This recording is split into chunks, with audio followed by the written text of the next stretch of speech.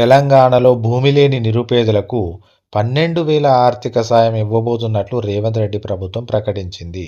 2 విడతలుగా ఇచ్చే సాయం తొలి దఫా నిధిలో రూ. 6,000ను ఈ నెల 28న విడుదల చేయనున్నారు. కాంగ్రెస్ ఆవిర్భావ దినోత్సవం సందర్భంగా డిసెంబర్ 28ని నిధుల విడుదలకు ముహూర్తంగా ఎంచుకున్నారు. భూమి ఉన్న రైతులకు ఇప్పటికే ఏటా రూ. 12,000 ప్రభుత్వం ఇస్తోంది. కాంగ్రెస్ వచ్చిన తర్వాత ఆ ప్రక్రియకు బ్రేక్ పడింది. దీన్ని సంక్రాంతి నుంచి ఇస్తామంటూ ప్రభుత్వం చెబుతోంది. అంతకంటే ముందు భూమి లేని రైతులకు సాయం చేయాలని భావిస్తోంది. అయితే అర్హుల ఎంపిక చేస్తారు. ఎన్ని కోట్లు ఖర్చు కానుందనే చర్చ మొదలైంది. అసెంబ్లీ సమావేశాల్లో ఈ పథకంపై ప్రభుత్వం క్లారిటీ ఇచ్చే అవకాశం ఉంది. ఈ ఏడాది మొదట్లోనే ఈ పథకంపై ప్రభుత్వం ప్రకటన చేసింది. ఇప్పుడు అమలు చేసేందుకు కసరత్తు చేస్తోంది.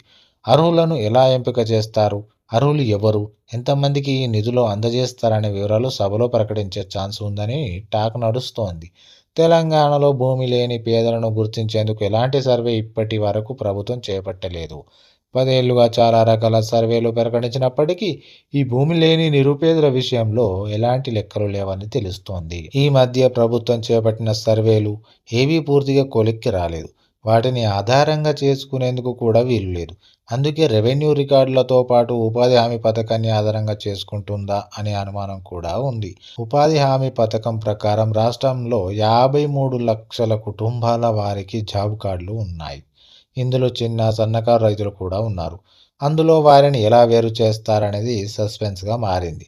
ఈ లెక్కలతో పాటు రెవెన్యూ రికార్డులు ఆధారంగా లబ్ధిదారులను ఎంపిక చేసే అవకాశం ఉందని అంటున్నారు. ఈ లెక్కల ప్రకారం 40 లక్షల కుటుంబాలను భూమి లేని వారిగా ప్రభుత్వం గుర్తించిందని అంటున్నారు. ఈ లెక్కలు కాసేపు పక్కన పెడితే అసలు అర్హులను ఎలా గుర్తిస్తారు, భూమి లేని వారిని ఏ ప్రాతిపదికన ఎంపిక చేస్తారనే చర్చ కూడా ఉంది.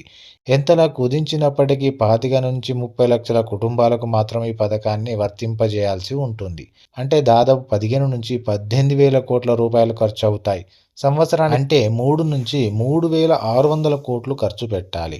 రుణమాఫీ, రైతు భరోసా మాదిరిగా కాకుండా ప్రతి నిరుపేదకు న్యాయం జరిగేలా ఈ పథకాన్ని అమలు చేయాలని ప్రతిపక్షాలు డిమాండ్ చేస్తున్నాయి.